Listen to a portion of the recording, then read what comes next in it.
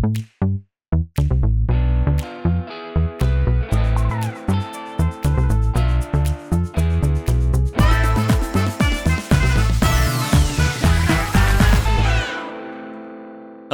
and welcome back to Fintech Recap. My name is Alex Johnson. I am the creator of Fintech Takes, and I am joined by European man of mystery. We never know where he is, except he's in an electric car, zipping around, avoiding traffic, avoiding the Paris Olympics if he can. Mr. Jason Mikula, publisher of Fintech Business Weekly. Jason, great to see you. Great to see you. Yeah, I got back from an undisclosed location in the United States. If there was a process server looking for me, he or she did not find me. And we're visiting some friends just south of the Loire Valley, and it is very hot. I feel bad for any Olympians or spectators, for that matter, because it is toasty. Yes, no, I don't envy you or them. I mean, you're sort of our fintech Olympian, so I'm glad that you're representing us at the Olympics this year. Have you gotten a chance to watch any of the Olympics? I know sports as a general category is not one that you dip into often, but it's the Olympics, man. It's every 4 years. They're in your backyard right now. That is true. And actually, one of my professors in graduate school, his entire area of study, I'm going to botch this, but it's something like the intersection of like the Olympics and so like the economic development or economic impact of the cities that hosted them. Yeah. Because you always get these like inflated claims of like, oh, if Chicago hosts the Olympics, we're going to generate $20 gajillion dollars. Yeah. And basically, generally it's a net loss unless the countries are spending money on infrastructure that will be usable and productive outside of the Olympics, which generally is not what happens. I did watch part of the opening ceremony, the boat parade, and then some of the crazy, like decapitated Marie Antoinette like musical performance, which I guess is appropriate since I'm here now. Yeah, absolutely. Got to get into the zone. I have this theory about the Olympics that they should really only do like 6 cities that can actually do it at scale and not totally destroy their local economy, and just rotate it between those 6 cities. Like, let's not try to experiment with it. The Olympics are going to be in Memphis, Tennessee this year or whatever. Like, that's insane. Like, let's just keep it to LA, Tokyo, London, Paris, I guess. And we'll just be happy with that. I never want it to come anywhere even like close to Montana. We had the Salt Lake City ones, I think in like the 90s, that was the Winter Olympics. And that was as close as it ever got. And like, I think even that was too close. So I never want it to even be anywhere close to where I'm living. Well, and I don't know if the IOC is as corrupt as FIFA, but I listened to like several documentary podcasts about just how like absurdly corrupt the process to like bid to host it. It's like, I think there was like a summer, I don't know if it's the World Cup. I obviously don't watch football/soccer. But it's like a summer World Cup in, was it Qatar? Where it's just like, this is not the right temperature to be playing soccer. Yeah, no, it was insanely hot. Yeah, and they're just like, well, this makes sense. We'll put it in this place. And of course, there's money changing hands behind the scenes. Yeah, I try to just turn that part of my brain off and just didn't like root for America. And, we've been doing pretty well so far. So far, everything is good. USA. All right, we're going to channel that sort of patriotism, Mr. Mikula, and we're going to talk about what's been happening in fintech over the last month or so, right? I was going to say, speaking of high-risk jurisdictions and potential money laundering, there have been rather some interesting stories, and I'm thinking, of Mercury and sort of the extended Synapse Evolve multiverse, which really is where the story is at this point. This is like one of those spin-off movies where like the main characters aren't in it, but they show up like at the end after the credits. Yes. Okay. So give us the download on Mercury.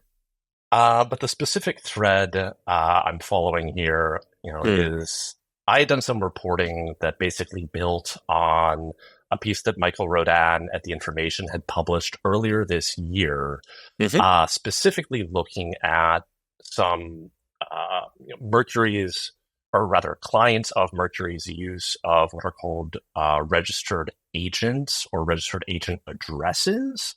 Yeah.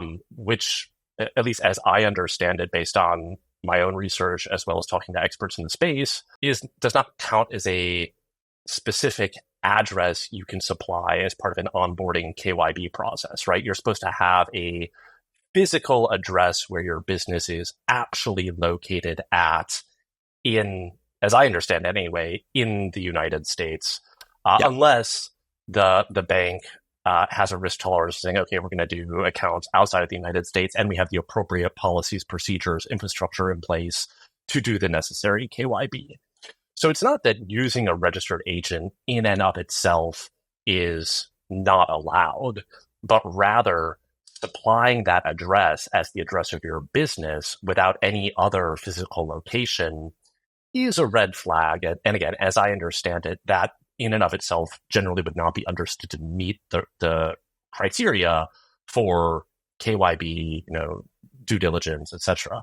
It's interesting because in conjunction with what Michael had reported on, now, because of the Evolve Russia hack, we actually have access to very specific examples of that.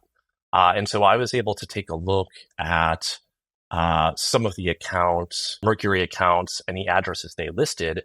And you see, literally thousands and thousands of accounts listing the same addresses in Wyoming, which is kind of the US's version of an offshore as far as, corporate secrecy and whatnot, as well as Delaware. I can tell you that Wyoming is definitely like an island in the middle of the ocean that you never want to try to drive to or get to. It's insane. So that makes sense. As well as Delaware, which of course is a very common place to set up incorporate companies for a variety of reasons. And through the course of doing some additional research with current, former employees of Synapse, of bank partners, Mercury, it really painted a picture of Mercury specifically taking a very aggressive posture as far as leaning into this as a way to grow accounts, grow deposits, grow transaction volume, even, and this I know is shocking, even to the point where, from the sources I spoke with, Synapse pushing back, or employees at Synapse pushing back on some of their requests, and Mercury escalating those to Evolve, specifically as it related to, quote unquote, whitelisting certain accounts or certain jurisdictions, including, where perhaps the law had changed after an account had been opened. So, for example, Russia post the invasion of Ukraine, or certain regions within Ukraine. So this, and frankly, no idea if this timing was coincidental or not. The week following that publication of that story, Mercury began closing an unknown but significant number of accounts, including in higher risk jurisdictions like Ukraine and like regions in Africa. Nigeria specifically came up a lot. There's a couple of different facets of this story that I'm sure we'll talk through. One of them was sort of the communications piece. Mercury's founder, CEO Ahmad is quite known for being very online, very responsive on Twitter, responding to customer requests for features, customer complaints, what have you. And this was kind of rolled out quietly with emails to customers, including a help page that apparently was just factually wrong, which raised a lot of concern because it said, founders or UBOs of companies that hold certain passports, including a Ukrainian passport, even if you do not live in those regions, if that is the passport you hold, we're going to close your account. And then they had to backpedal and say, like, oops, that was wrong. There have been like some interesting hot takes on this. I know you wrote about it. I think our friend and industry colleague Simon Taylor wrote about it. As far as sort of, I think everyone can agree this is a terrible situation for companies, for founders who came to depend on this service and then have something like, I think it was 3 business weeks, like 15 business days to find a new solution. I think everyone can agree it's bad for them. And then the question is like, how did this happen? Who's to blame? Why is this happening? And there do seem to be quite a number of different points of view on that. I'm curious, since you wrote about it, I'm curious to hear sort of how you thought about that and sort of parsed, why did this happen? What's the fallout? and go from there. Yeah, absolutely. I mean, I think that there is definitely nuance to this topic, right? Because I have spoken to a number of fintech founders over the year, I'm sure you have as well, where they'll be working with a partner bank and they'll be trying to build their product, trying to grow their business in a way that is, as they understand it, sort of consistent with all of the regulations and compliance requirements that you have working in financial services. And obviously, some of the founders that are building in fintech, in fact, a lot of them probably haven't worked in financial services before. And so that understanding might not be 100% accurate.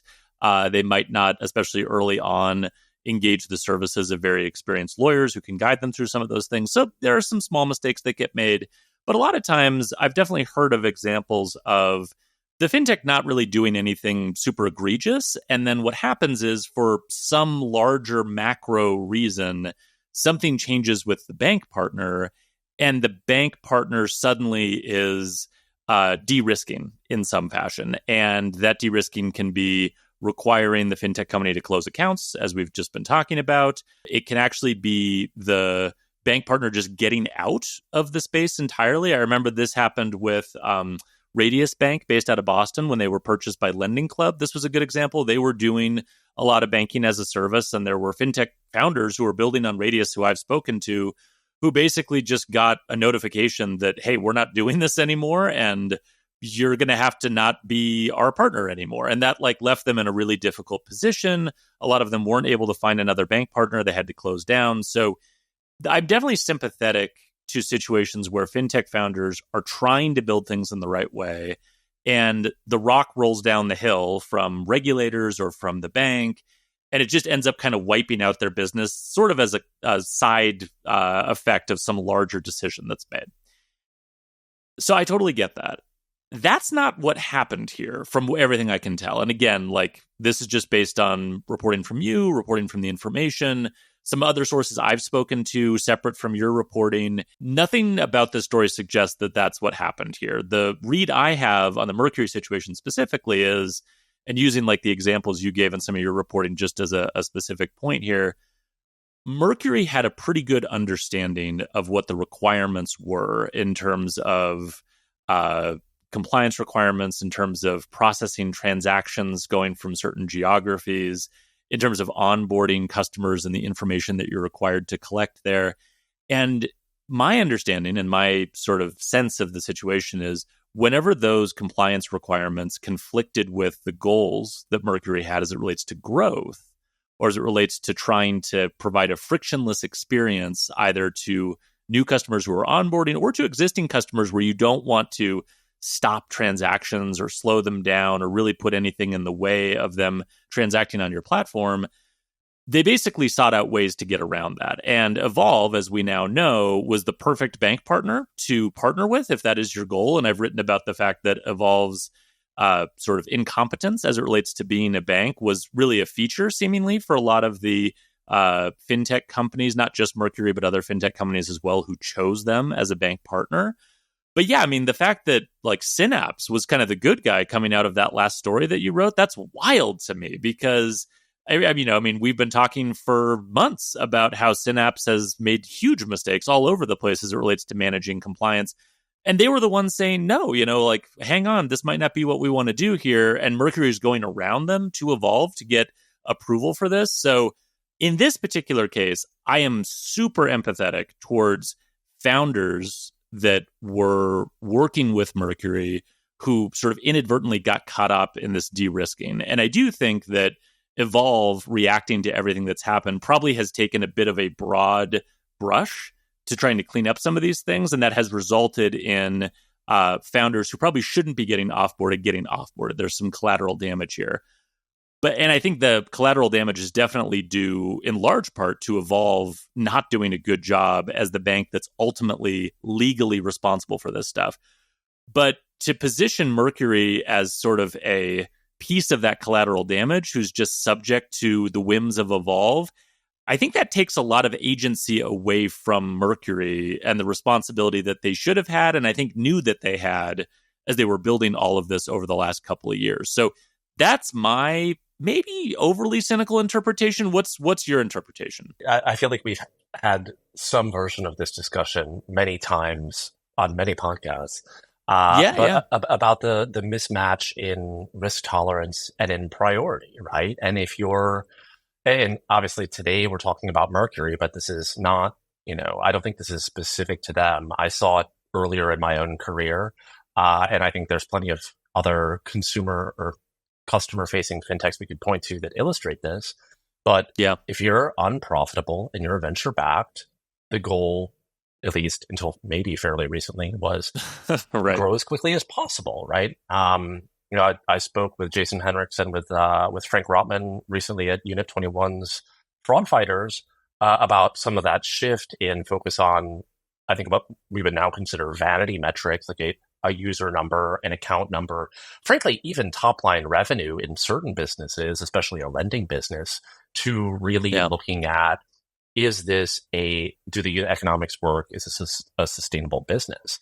And I think, to your point and some of the points you made, Mercury, we know that Mercury intentionally pursued this strategy. So, for example, partnering with some of these companies, one was called LLC University. I'm forgetting the name of the other one. But basically, Mercury had an affiliate relationship where they would pay these essentially like shell company mills to refer people, to refer new business customers to Mercury. So it's not like, oh no, like this is an accident and we're just, we're naive and we didn't know better. And now the big bad bank came, and slapped us on the wrist and we're going to de-risk. It's like, no, you pursued this intentionally as a growth strategy, including, at least, based on my sourcing and reporting, pushing back on your, what is our new word, platform intermediary. And going, to the bank partner to say, this is what we want to do. And so I don't, I think it's fair to acknowledge, if you are a non-bank fintech, ultimately you're at the risk of, you're at the mercy of your bank partners. And, you should probably build your operating model and your strategy with that in mind. Otherwise, you will get situations like this. And I, this isn't the first sort of example of this, and I doubt it'll be the last. Yeah, I completely agree with that. I mean, I think in a macro sense, we're really just cleaning up from the last 5 years, right? Because there were just a ton of people who got into fintech because they wanted to attack a problem. And of course, Mercury is a great example of another trend that kind of drives me crazy personally, which is let's build better fintech solutions for tech founders because they're so tragically underserved. And like, we must help this particular group of consumers and business owners. So that's like another category of sort of fintech bias that bothers me. But regardless of sort of what customer base you're serving, if you got into fintech and this is your first time building in financial services in the last 5 years, you had some really weird incentives, right? And it's actually, in a lot of cases, very likely that you had your investor that you raised money from suggesting to you, hey, if you're trying to get started building this bank, we have this middleware platform that we also invested in that is a great way to get started. And they have these great bank partners who are really easy to work with, and it's fantastic. And like, just build on this, grow. So, I mean, there is a drop of sympathy, I suppose, for fintech founders who come into fintech kind of in the wrong era, so to speak. And everything is about smashing that easy button, getting to growth as quickly as possible, not caring about profitability, optimizing towards those vanity metrics that you mentioned. And now we're going through sort of a cleanup and a de-risking process where a lot of those businesses, including ones that have raised a lot of money, have very high valuations, and I will say this about Mercury, great products. And this is something else I've written about in my newsletter. Like, everything I hear about Mercury's product is like, it's incredible. Like, it's the business bank account of the future. It's fantastic. Like, people love the product. But if the product is tied to a business that was taking these shortcuts, there is going to be some of this collateral damage. And so I suppose if we want to end on a slightly optimistic note before we get into our next story, and then we have to get all pessimistic again. My optimistic note would be that we are, I think, at this exact moment dealing with maybe a bit of an overreaction from regulators or from banks, but generally we're operating in an environment with the right incentives. And so even though we're going to go through some of this pain, and there is going to be some of that collateral damage, I do think the incentives are right. And what's getting built right now or rebuilt is probably going to be closer to what we're going to want to see sustaining over the long term. There's one more point I'll add, and then, yes, we can move on. The CEO founder of Mercury, Ahmad, made a post, which of course immediately leaked, about some of the thought behind this decision. And I'm paraphrasing, but it said something along the lines of, these accounts that we are closing accounted for something like 1% of the deposit volume, but like 50% of our compliance costs. And, Right. and on the one hand, it's like, okay, when you start to talk about things like, everyone's favorite phrase, access and inclusion, that is a very real consideration because, running a financial services company, whether it is a non-bank fintech with a really pretty UX or whether it is a bank, ultimately these are for-profit businesses. And whether it's JP Morgan Chase saying, hey, you know what? We're going to charge pardon my language, a shit ton of overdraft fees, NSF fees, min balance fees, because these low balance customers are not profitable. So either we're going to feed them to make them profitable, or we're going to feed them until they leave. The Mercury situation, obviously, the mechanics are a little bit different, but it's like, oh, well, trying to serve a business customer in a not sanctioned region of Ukraine is very complicated. Frankly, I couldn't even explain what that entails, but I'm sure it's very complicated versus, the actual revenue that account generates. So this is an inherent tension of talking about things like access and inclusion, but also making what are rational business decisions. And there is no, to use your phrase, there's no easy button answer to that. Yeah. Did I turn it pessimistic again? I'm sorry. Well, God damn it, Jason. No, I'm just kidding. Realistic.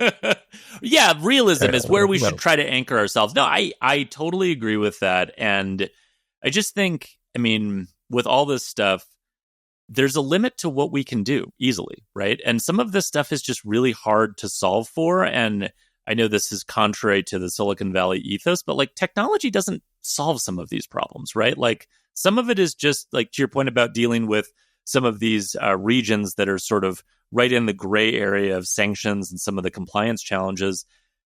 It's really hard for anyone to work with them, banks, non-banks, and there's no level of like automation or AI that can really make that any easier. And sometimes certain customer segments are just really expensive to serve. We saw that with Brex when Brex went out and tried to serve small businesses more broadly, and then they kind of like turned tail and ran for the hills and tried to get back to kind of their venture roots. Like some segments of the market are just very, very difficult to serve. This is actually, this focus on realism is actually a pretty good segue to our next story. Can I take you to another, I guess, alternate universe that's sort of spun off of the Synapse Evolve multiverse? Is that okay?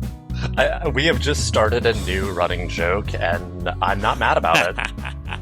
No, I'm not mad about it either. I think Marvel Cinematic Universe as a parallel to Synapse and Evolve, just from a like, oh my God, I'm exhausted, are we still doing this thing, actually makes a lot of sense. So let me bring in another one. I don't know if this is the equivalent to me seeing Deadpool and Wolverine this weekend, but maybe it is. I'll let you decide. All right, so this is a request for information, an RFI, that was put out by the OCC, the Fed, and the FDIC, so the Federal Prudential Banking Regulators in the U.S., and it's pretty interesting timing, coincidental maybe, because they are asking about bank fintech partnerships.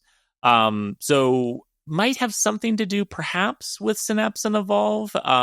Maybe they do seem to reference in the RFI some sort of recent situations that have happened. Who knows what they're referring to? But the RFI itself is pretty interesting. So I'll give a quick run through of some of the main areas that they hit on, and then Mr. Mikula, I'd love your take on it. In the RFI, they ask about a lot of different areas, but the ones that jumped out to me, first one was the potential for consumer confusion that can arise from bank fintech partnerships. And the types of questions they're asking about here are things like, how is the relationship between the bank and the fintech company being disclosed and explained to the consumer? Do consumers understand the nature of that relationship? Is saying something like, we're partnered with this bank, FDIC member, does that give the wrong impression to the consumer about the safety of this product and what it's like to interact with it? So consumer confusion, which has come up quite a bit in the wake of the Synapse bankruptcy, that was definitely an area that they asked about. They also asked about operational resilience and planning for worst case scenarios. So they mentioned cybersecurity.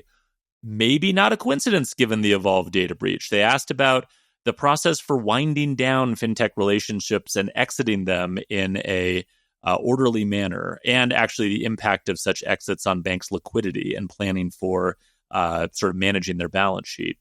They also asked about, very specifically, reconciliation, and if there are particular account structures between these bank and fintech arrangements, like they didn't mention this by name in the question they asked, but FBO accounts was something that they were pretty clearly pointing at. And is that a fit-for-purpose structure for managing these partnerships and keeping accurate title of the accounts and who owns the different accounts? They asked about intermediate platforms, which you sort of hinted at before. Intermediate platforms are, I guess, the new word that we're using to describe Synapse and Unit and Treasury Prime and essentially any of these BaaS middleware platforms that we've talked about for years now that sit in between banks and fintech companies and help sort of provide that easy button or that ability for them to integrate more sort of efficiently. They ask specifically about what risks are introduced when those intermediate platforms play a more active role in providing managed services and managing things like compliance or reconciliation or other sort of operational tasks. And then finally, the last area that they asked about that I was personally very thrilled to see them sort of articulate in a clear manner was the impact of different business relationships and contractual arrangements on these fintech business arrangements. And this seemed to be clearly sort of aimed at differentiating between standard or traditional bank vendor relationships, which is what a lot of the existing third-party risk management guidance that comes out from the agencies addresses. And that's an arrangement in which 9 times out of 10, the bank as the buyer is going to have at least some leverage, or usually more leverage, than the vendor who is supplying those services. And so it's a sort of classic supplier versus buyer relationship and the sort of dynamics that are existing there. When you extend that model into bank fintech partnerships, and this was very clearly illustrated in the questions that were being asked about in the RFI, that same dynamic doesn't exist because in a lot of cases, and I've written about this, I know you have as well, fintech companies a lot of times have more leverage in those negotiations than the bank. And functionally, even though this isn't legally how it works functionally and in a business sense, the bank is the supplier and the fintech company is the one shopping for a bank partner. And the agencies were very interested in understanding, well, what are the risks associated with leverage existing more on the fintech side than on the bank side? And what are the impacts to the accountability when something goes wrong if the split in operational responsibilities or contractual responsibilities or even liability is maybe apportioned a little differently than you would expect based on those power dynamics? So really interesting questions kind of across the board that they were asking about. One of the final questions they did ask that I thought was really funny was they're like, would it be helpful, I'm paraphrasing here, would it be helpful if we offered more specific guidance on any of this? And I just wanted to like immediately reply to the RFI and just be like, yes, in all capital letters, like give us more specific guidance. So I do think there is probably something that's going to come out of this, but it might be a little too early to say exactly what that's going to look like. What was your read on this? Did you get a chance to go through the RFI? I read most of it, not all of it. He read every word and he has it memorized. No, I mean, starting almost in reverse. The question is, okay, so they're going to collect this information to do what? Yes. And I mean, I think, part of that is going to depend on whether or not current bank regulators are still in their roles, come whatever, early January 2025. Yes. Because I have to imagine undertaking this RFI process, and then, if it leads into some kind of official like APA rulemaking process, is not, it's not a quick undertaking. No. I know we're going to get to this a little bit later, but it seems like the appetite, particularly from the FDIC, which of course has its own potential leadership change, maybe coming in September. At some point, maybe. Yeah. But certainly, the current leadership at FDIC and, at CFPB, which, will, as I understand it, have any direct role. I'm sure these guys have a WhatsApp group, though. Well, we saw them all in a hearing yesterday, which we're going to talk about a little later. They were all together up on stage. Yeah. The Synapse disaster, and it is a disaster, I think has really catalyzed what was already sort of a brewing storm. I'm mixing all my metaphors now, but it's like, we'd already seen this string of enforcement actions, including touching on many of the topics that you mentioned, things like business continuity, things like having a wind down plan in place, including, the customer facing side, but also, for example, Evolve's enforcement action requires it to get its regulators' permission to offboard a fintech program due to potential risks to liquidity. So to string together all our stories today, it's like, imagine Mercury has billions of dollars in deposits, and your balance sheet as a bank is dependent on those deposits. If for whatever reason those are going away, but you've deployed those liabilities into assets that are either, longer term or, underwater due to interest rate risk or whatever, like you're going to have a liquidity problem.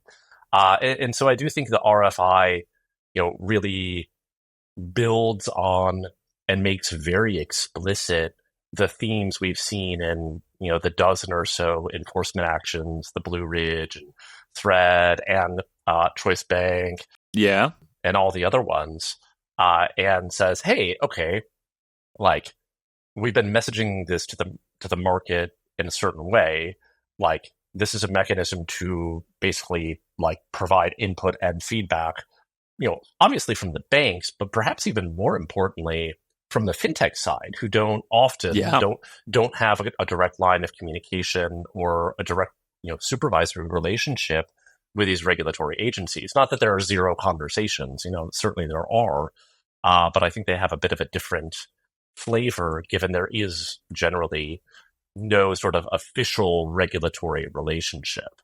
And then, the question I'm most interested in, and I'm sure we could find, you guys should find an expert for Bank Nerd Corner to ask the question, what typically happens as an output from an RFI? Okay, so you're going to gather all this information, presumably produce some kind of report, and then, presumably they're going to do something with it. Now, is that some kind of like non-binding guidance? And we've seen a bunch of that, the third-party risk management, the due diligence guide for community banks wanting to engage with fintechs. Is it going to be like a non-binding guidance document?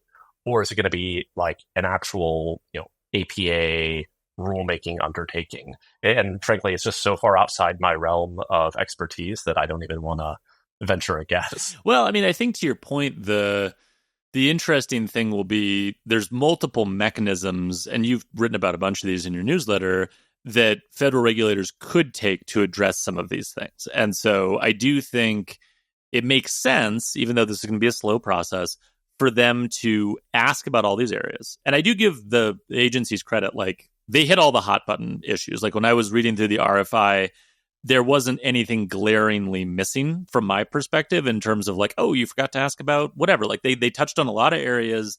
They did it much more specifically than I've ever seen them do before. I mean, none of that non-binding guidance that you mentioned before even really kind of indirectly touches on some of this stuff. And so like, this is by far the most dialed in I have seen the agencies talking about these issues and sort of how to address them. So I think it will result, I hope, depending on, I guess, the input they get, in a pretty rich collection of information about discussions on the risks, and they'll be able to form some good opinions about that.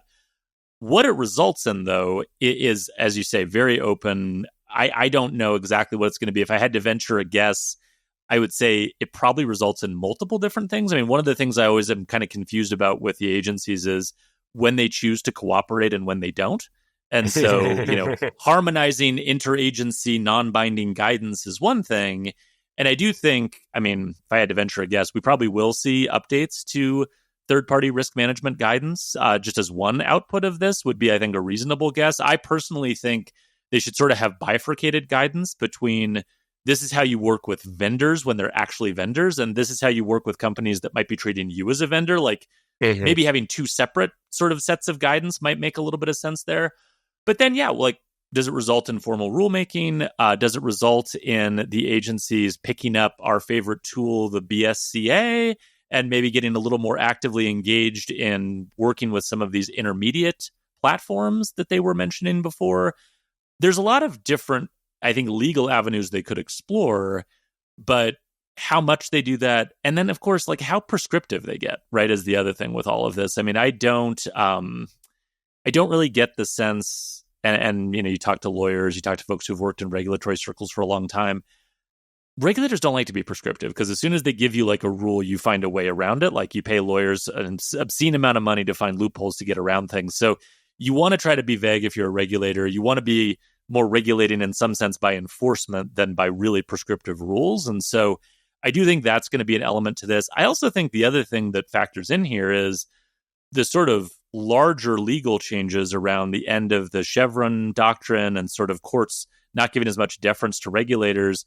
That probably also impacts this, right? Like, why do I want to come up with a really prescriptive set of rules if those rules might be a novel interpretation of existing statutes or laws that I can get sued over and the courts will toss out because they're not giving me deference to write new rules anymore? And so the push and pull between that, maybe if this goes back to Congress, I mean, you've talked a little bit in your newsletter about sort of congressional testimony or questions that are being asked of federal regulators when Jerome Powell goes and testifies before Congress. I mean, it's going to end up in someone's lap, but to your point, I don't know that we know exactly what that's going to look like. Can I ask you a specific question? Sure. Because there was something that I mentioned before and that they talked about in the RFI that I don't quite understand what's going to happen here. How do you clear up consumer confusion about all of this? Like, I'm glad they asked about that, but what's the solve there? I mean, the default fix this problem for us, Jason, please. I will do this in the next 60 seconds. Yeah. No, I mean, the default reaction in the American, really any system, including the financial system, tends to be to default to a sort of informed consent disclosure-based regime, right? And so you get things like the TILA box, Schumer box. If you, in a completely different example, if you go, pick up a prescription at the pharmacy, you get a 7,000-page booklet about how many different ways it will kill you. Super useful. Yeah, very helpful. Everyone reads that at CVS.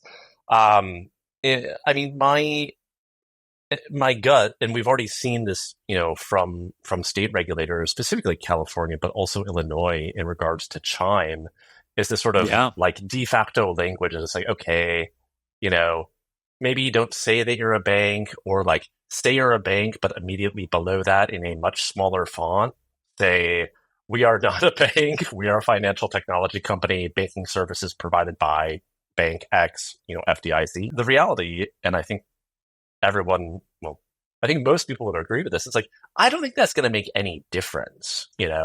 If there's something that I've taken away from, especially the Synapse case, and Yada is the one that comes up most frequently, but I think it's true of many of the companies that partner with Synapse, is, people and end users, thought of these companies as banks, often including specifically looking for that FDIC symbol or language, because they have been taught to think that FDIC equals my money is safe and I will get it back. And as we've talked about ad nauseum, that's not exactly what deposit insurance does.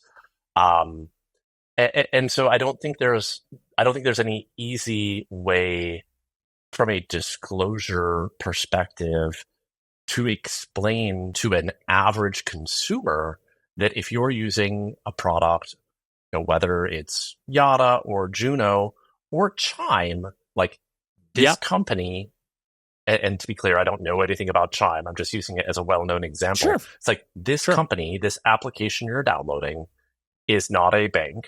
It is basically a service to help you open an account, in Chime's case, at Bancorp and or Stride, depending on the product, and basically service that account.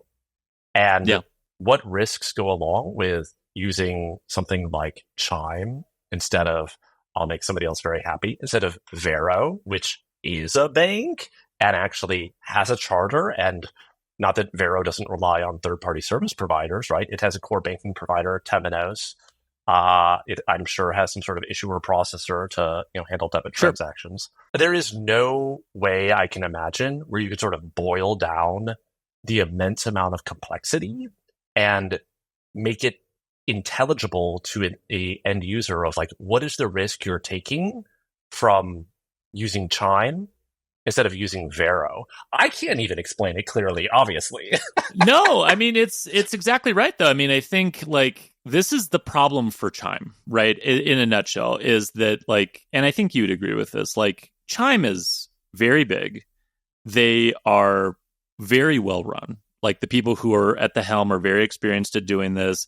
They have, I think, from everything I understand about them, a lot of the controls and contingency plans and operational resilience, like the stuff we've been talking about that you want to see from all fintech companies. I think Chime is a pretty good example of a company that's doing all of that. However, just strictly from a consumer perspective, if you're like, I got burned by this Synapse, pick on one of the companies like Yada thing. Like I got burned by this. I don't want to experience that ever again. Technically, Chime is in the same bucket as Yada. Now, again, they're very different, I think, in terms of how they're run, the scale at which they operate, the sort of inherent protections built into it. If I was recommending, different banking services to people in my personal life, I think I have in the past recommended Chime for certain people. Like I have a lot of confidence in Chime in terms of how they run the ship. However, I can't look someone in the eye and go, can you guarantee me 100% that what happened with Yada couldn't happen with Chime? And the problem is, absent that FDIC sort of safety net that sits at the bottom of chartered banks, I can't, right? Like, I mean, there is some alternate universe in which the people at Chime go crazy and just decide to run off to the Bahamas with your money. And like, yeah, that's going to go into a bankruptcy process. There might be things that eventually result in you getting your money back, much like what's happening with Synapse. But there isn't going to be some orderly process to make sure that on Monday you get access to your money. That's not how that works. And it's the same with PayPal. It's the same with, name whatever large non-bank provider people trust. That trust sits on top of their history of doing the right thing. It doesn't sit on a safety net that really ultimately would save you in that example. And, there's been a paper that has been going around from Dan Ari that everyone's been reading and referencing lately. We had him on the Bank Nerd Corner podcast. And in that paper, he references, MoneyGram as an example of a financial services company that was licensed at a state level. So they had these state money transmitter licenses. And, those money transmitter licenses had certain requirements on a state-by-state basis in terms of what those companies are allowed to do with the money that they're holding on behalf of customers that's sort of staying in their own little ecosystem, which obviously PayPal and a lot of other companies that have money transmitter licenses, they have a similar business model where a lot of money sort of sits in their coffers. There are restrictions on what you can do with it, but the example that Dan shared in the paper that was alarming to me when I heard it was MoneyGram stored a lot of that in mortgage-backed securities, which was not restricted at the time, at least, by a lot of the licenses that they held. But this was right up to the lead up in 2008 when mortgage-backed securities crashed. And suddenly they had a huge hole in their balance sheet that they had to fill. And they were this close to filing for bankruptcy and putting a lot of their customers' money in jeopardy and not being able to easily get it back out. And so it's not like these things don't happen from time to time. And, I think the thing that was nice about Dan's paper is he was just pointing out, if the worst case version of all of this happens, and it did happen with Synapse, absent you having that FDIC protection that directly applies to you, not to the partners you're working with, there is no safety net, and how you communicate that to customers is really tough. So what do we do in terms of addressing consumer confusion? I mean, I think this is a huge issue for the FDIC, and I do think it's interesting that they're one of the agencies that's putting this RFI together. So I'll be very curious to see how the FDIC specifically engages with this question. And then, more broadly for the industry, for fintech, if I'm someone like a Chime, I'm thinking really strongly about can we create some type of industry certification? Can we regulate ourselves to some degree? How can I create a badge that consumers understand and trust that can be on my website, but isn't necessarily going to be on the website of all of these other sort of, call them lower grade versions of what I do that maybe consumers shouldn't trust yet? We have to come up with some kind of solution because this is a problem. Yeah, I mean, the frame, and I guess we're all just in the Dan fan club now.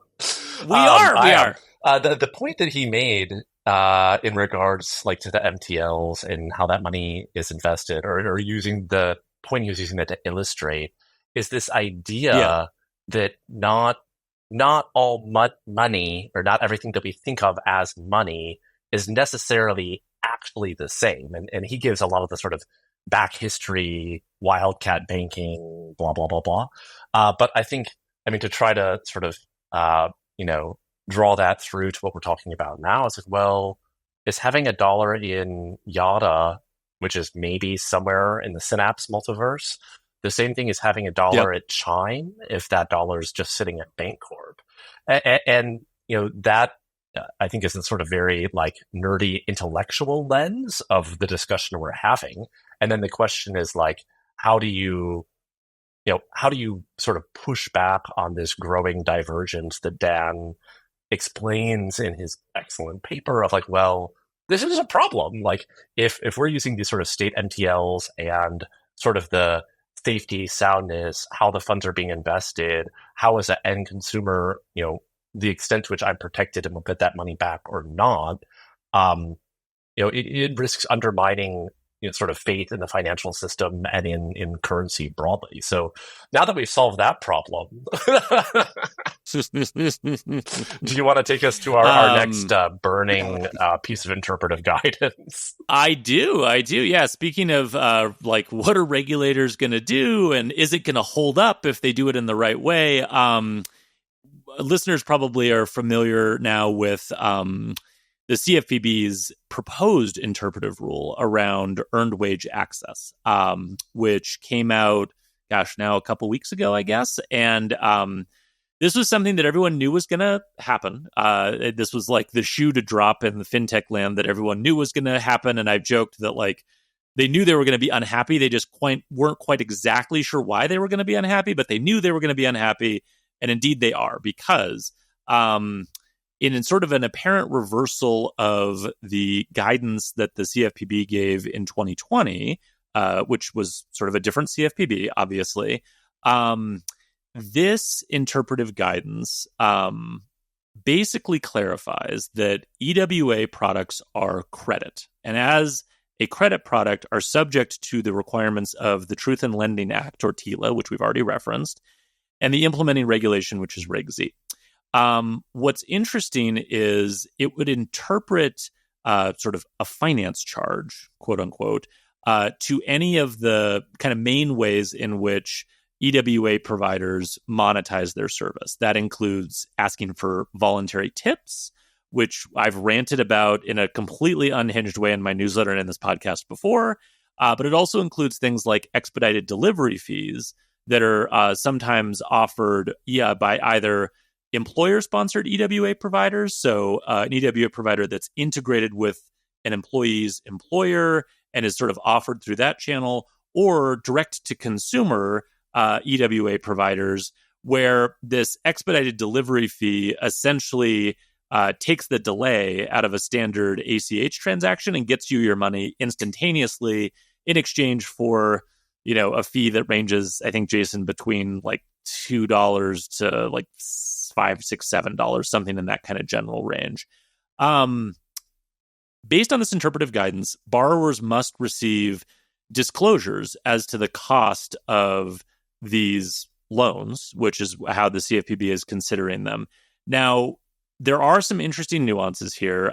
For example, as smart lawyers on LinkedIn have been pointing out, APR requirements don't necessarily apply to closed-end credit if the amount of the finance charge is, for example, below $5 on a transaction of less than $75. And so in certain circumstances, disclosing that APR, which doesn't look great in a small dollar lending context when you're paying, 120% APR, 290% APR, you don't necessarily have to make that sort of uncomfortable disclosure if the transactions are below a certain amount and the fee is below a certain amount. So it seems likely that this interpretive guidance, at least on that front, will hit employer-sponsored EWA programs a little less so than it might hit direct-to-consumer EWA programs.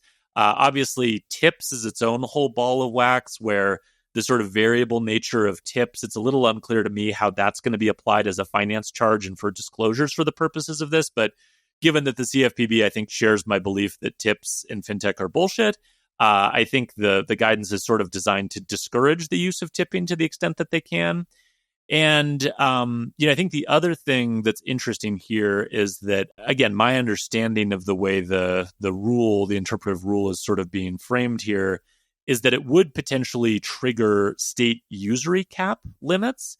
And that in some ways is the bigger issue, because if you are a EWA provider that has not been doing this through a partnership with a national bank that's able to preempt state usury cap limits, you might end up being in some trouble here because your loans that you're now offering that you've tried to position as not loans, they're non-recourse, we're not charging a required fee, all of these sort of tricky ways you've been trying to get around that may no longer be permissible from the purposes of this interpretive rule.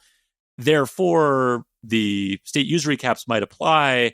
Therefore, and this is kind of my theory, Mr. Mikula, we might see a shift in EWA more towards a bank-sponsored model, which is interesting because there are definitely providers in this space that already have more of a bank-sponsored type of model. I mean, the example I keep coming back to is Chime, which has made some recent investments in earned wage access. They've launched their own earned wage access product, which does not charge tips. They've also bought Salt Labs, which is sort of an employer benefit platform that was started by Jason Lee, who has sort of a history working in the earned wage access space. So Chime is clearly like betting on this as a product category, but because they're partnered with banks, they probably will have less of the sort of challenges than one of these non-bank providers that has sort of been trying to treat earned wage access as a non-credit product. So the question, of course, is if this rule actually goes into effect. And I think it's a foregone conclusion that the CFPB is going to get sued over this, probably by multiple different parties, if I had to guess. Obviously, the fact that the Chevron doctrine has been overturned and courts are going to pay less deference to sort of novel interpretations means that I think the CFPB's proposed rule here is a little less likely to be held up. And then, of course, the fact that this is a interpretive rule rather than going through the formal rulemaking process. I wrote about in my newsletter the fact that I think the CFPB is kind of trying to rush through a lot of these things and get as much done here as they possibly can. The fact that they're taking the interpretive rule guidance, which is really supposed to be used for interpreting sort of existing statutes, laws, regulations, that also might make this subject to a little bit maybe easier to overturn. So I don't know. I mean, I know you've been poring over this stuff and people's analysis of it. What's your interpretation of the interpretive rule? I like that. My interpretation of the interpretive rule. Yeah, I mean, not surprisingly, the two trade groups that are most well known for representing fintechs, AFC and FTA, were not pleased with the rule. Yeah.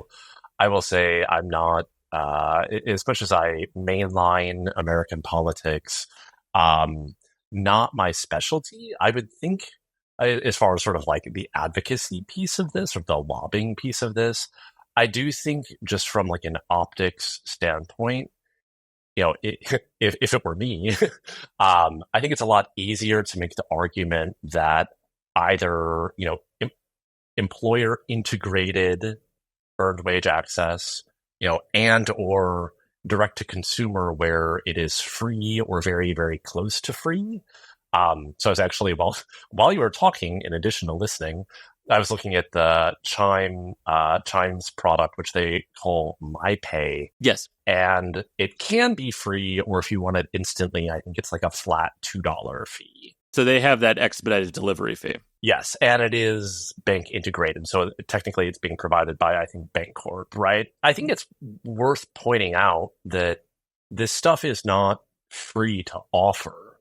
And no, not at all. It depends on, it gets quite convoluted because there are a lot of sort of different operating models and revenue models. If you have a non-bank EWA type product, there are at least two major costs.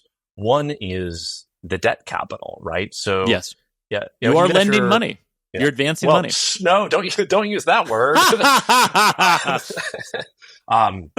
But you're giving them early access to money they already have. It's definitely not a loan. Of course, sorry. Even if you're employer integrated, the default risk should be, if not zero, very, very, very close to zero, right? So, yes, if I'll use daily pay as an example. If you're daily pay, absent some weird, edge case, you're almost certainly going to get that money back when that person's payroll runs. However, debt capital isn't free. Right. I mean, maybe 3 years ago it was closer to free. Well, and it will be cheap because your default rate is low, right, based on your model. So it's not as expensive as other types of lending products, but products, non-lending products. If you're doing unsecured lending, to do like credit card debt repayment, your debt capital is going to be a lot more expensive, but they're still going to charge you to get that money, to your point. Yeah, I mean, it's the opportunity cost of the private credit fund who's providing that capital. So if they can go park it somewhere else and make 5%, they're not going to give it to you at 3%, right? So it's not free. And then the second piece is, despite the launch of things like Clearinghouse RTP and FedNow, instant funding also isn't free, particularly the rails that these providers tend to use, which, it varies, but it might be something like Visa Direct that is taking advantage of debit rails. And that there is a cost to that, right? Yeah. So even if you were trying to do this at break even as a charity, charging $2 or $3 or $4 or $5, I haven't run the numbers, but I'm guessing that that's probably what it really costs to offer this service as a standalone company. I do think it's interesting, and I think there's a wider story here about the role of fintech in driving innovation that does not occur inside the bank regulatory perimeter.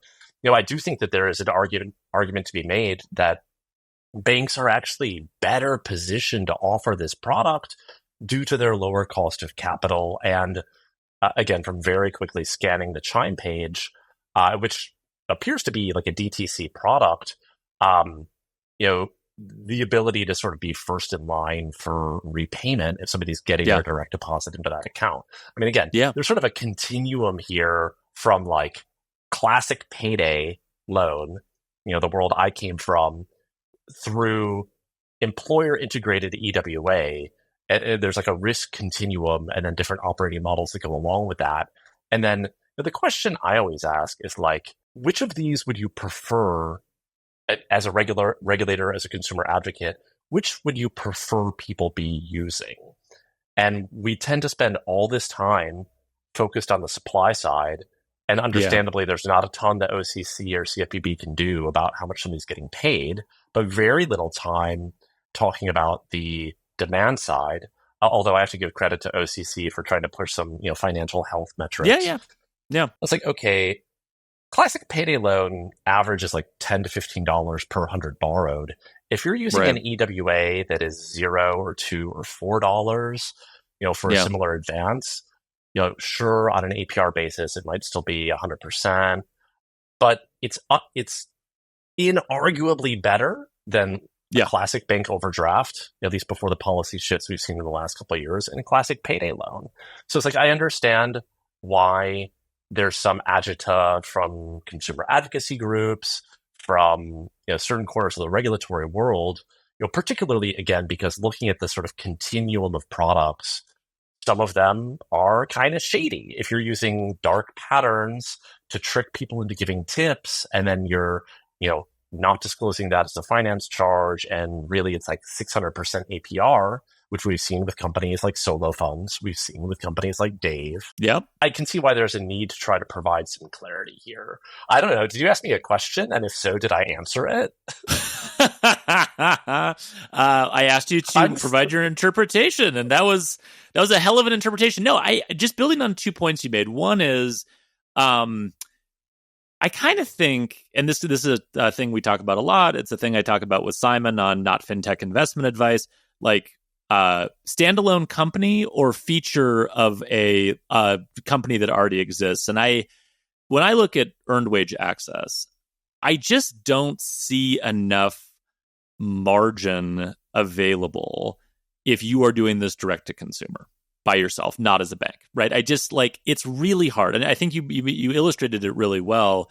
Just to break even, you kind of have to do some version of what you're doing. And what's funny about this, and funny and sort of tragic in a way, is you have consumer advocates who are on a state by state level and on a federal level basically saying any innovation in lending is just payday lending wearing a new disguise. It must be stopped at all costs. And on the other hand, you have fintech companies that are trying to innovate on the lending side. And, some of them are bad actors, some of them are good actors, right? Some of them do things that really absolutely need to get shut down immediately. But the problem is, a lot of consumer advocates, for reasons I understand, don't really want to draw those distinctions. They don't want to be nuanced about it. They just want to stop any innovation in lending at all, because all innovation in lending is bad. And between that and the sort of strictures that exist around the way we regulate lending products on a state level and a national level, it forces all of these fintech companies, whether they're good actors or bad actors, to sort of contort themselves into a shape that doesn't make any sense, right? And so when I look at these direct-to-consumer earned wage access companies, I do have a certain amount of sympathy, because it's okay, we want to offer a service. We want to offer it in a way that's more financially healthy than a payday loan. And I think, to your point, it is inarguably, and there are some worst case examples, like you said, with tipping and dark patterns and stuff, but generally speaking, it's better than a payday loan. And these customers are going to take out some type of short-term credit product here, better than a lot of the ways people use overdraft protection. They're going to do something here. We're trying to offer an alternative, but they've had to contort themselves to get around being called a lender in such a way where their business model doesn't make any sense, right? And this is my big objection to tipping. Tipping is not only sort of subject to dark patterns and weird behavioral incentives and things you're doing to consumers that I don't like. It's also a bad business model. I haven't heard anyone articulate to me an argument that is both pro-consumer and pro-business for tipping, because either consumers are just, not tipping and are getting this service for free, and what a wonderful deal for them, or they're tipping like mad and way over tipping and incurring these massive fees that they don't realize. One of those is good for business, but bad for consumers. And one of those is good for consumers, but bad for business. And all of it relates to, well, the only way we can offer this service and make money without being considered a lender is if we make the fee voluntary in some way. And so whenever I look at EWA, I just don't see that direct-to-consumer model surviving in the way that it's been operating. It just doesn't seem sustainable. To your point, I do think there are ways to package it within a larger set of offerings that do make sense. And I do think earned wage access as a product should exist somewhere, because it is a good product and it's better than a lot of the alternatives. So in my mind, you have an employer-based version, and there are employers like Amazon that do this kind of themselves. And obviously Walmart with One, I think, is sort of iterating in these areas. This can either be an employer-based solution where a lot of the costs and the infrastructure or whatever is sort of sits with the employer, Or alternatively, I do think this should be a bank product, right? Like, I don't really understand, kind of in the same way that banks are getting into BNPL.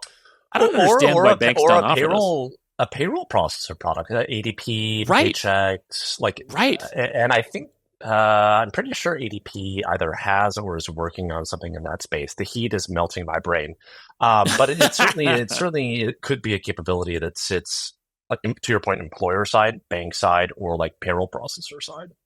Yeah, exactly. So to me, this is definitely a feature that sits within a business model that can, to some degree, subsidize the offering of this product in a way that is very consumer friendly and is a nice add-on. It's the direct to consumer, this standing by itself, that, well, I'm sympathetic, and I think they've done a lot to push this idea forward and like innovate and show an example in the market. I don't know that I see a real viable business future for a lot of those companies. So that's going to be sort of the challenge here. Mr. Mikula, I'm going to ask you to do just like 60 seconds of nerd talk on the thing we spent yesterday doing. So can you just explain like where we all were yesterday and why? Yeah, so I mean, I was in a car somewhere between Utrecht and wherever I am in France. Yeah. And we were all tuning in to the much anticipated FDIC open board of directors meeting, which had a number of items, including one on broker deposits. So just extremely quickly, there was a change in the broker deposit rule that was finalized in 2020 at a very high level. This was sort of viewed as being friendlier to fintechs, to banks that partner with fintechs, and thus broadly to innovation, as far as what deposits are classified as brokered or not brokered. That distinction is important for two main reasons. One, it impacts the deposit insurance assessment, so basically how much banks have to pay to the FDIC, as well as who can use those deposits. So banks that are less than well capitalized either have to get a waiver or are not allowed at all to use brokered deposits. So some changes to the rules in 2020. At the time, someone's name that you might recognize, Yelena McWilliams, was chair of the FDIC, currently the Synapse Chapter 11 trustee. And Martin Grunberg was a director who objected to this rule change. So it's not terribly surprising that now FDIC Chair Grunberg, alongside CFPB Director Chopra and OCC Acting Comptroller Michael Su, who also sit on the board of the FDIC, which is unusual and interesting in and of itself, but they're members of the FDIC board. Yep. Yes, that's the WhatsApp group chat I was referring to. Right. Voted together, so 3-2 against the two Republican appointed members, to basically functionally reverse that 2020 rule change. And there's a lot of interesting commentary that's worth reading, both in Grunberg's statement, which is available on the FDIC website, as well as in Hill's statement or a speech he gave maybe at this when this comes out a couple weeks ago. I think it was at the American Enterprise Institute, sort of discussing broker deposits. I will say one of the comments that stood out to me from, I forget if it was Travis Hill or McKieran, basically saying this is not the right mechanism to deal with the risks and challenges posed by fintech and partner banking. And I do tend to agree with that. It feels not that this is solely a response to sort of Synapse and some of the other, consent orders. I don't think that is the case, but this is, the whole, and I mean, we all listened to the meeting.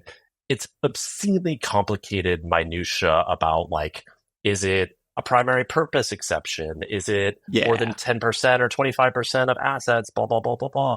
Very, very sort of specific esoteric rules, and probably not the best way to try to address sort of fintech writ large. Yeah, I mean, just to add my super duper quick 2 cents on this, to your point, the broker deposit rules came out of the 1980s? Am I remembering that right? And the idea in the 80s was if you were super rich and had a bunch of money and you just wanted to shop around and get the absolute best rate, you would literally give your money to a broker who would basically just call around using a telephone to all the banks and basically shop your money around to see if they could get the best rate. A lot of these were like CDs at the time that were like brokered CDs, like, oh yeah, give us your money, put it in here for a year and we'll give you this rate.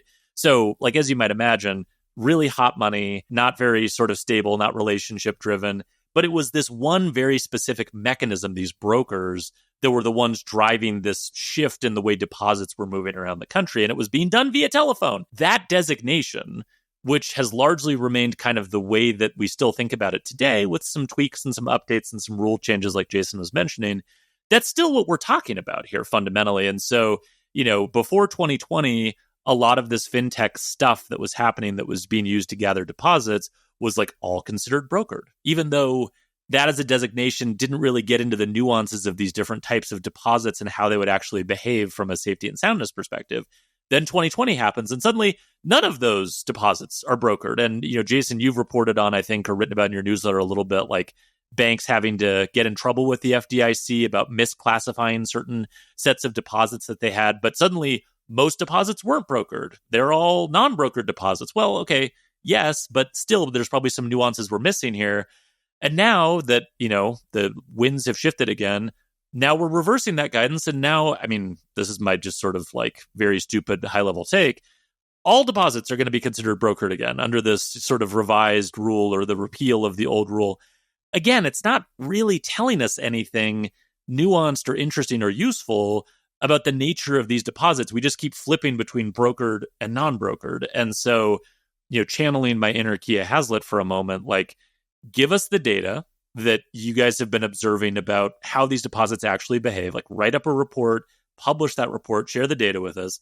And then, to your point, come up with a regime and a structure and a framework here that actually more accurately classifies all these different types of deposits and how they should be treated from a risk perspective. So I guess that's our plea. I suppose we're channeling the Republicans on the board a bit when we're talking about this, but I do think that's my core frustration with this. And just to put a fine point on it, I was exchanging messages with a fintech founder who has a business model and a product that does generate deposits for partner banks.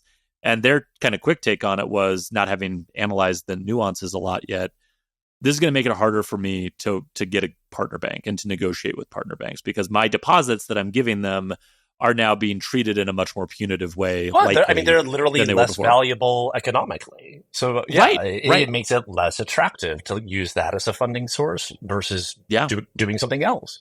Yeah, exactly. The leverage continues to move away from fintech companies. And I think, again, everything being a chapter in the multiverse of banking as a service stories that we've been covering, it's just harder to get a bank partner now for a lot of different reasons. All right, Jason, before I let you go, we've been doing this for a while now, so I'll just make this super quick. Do you have a can't let it go for me?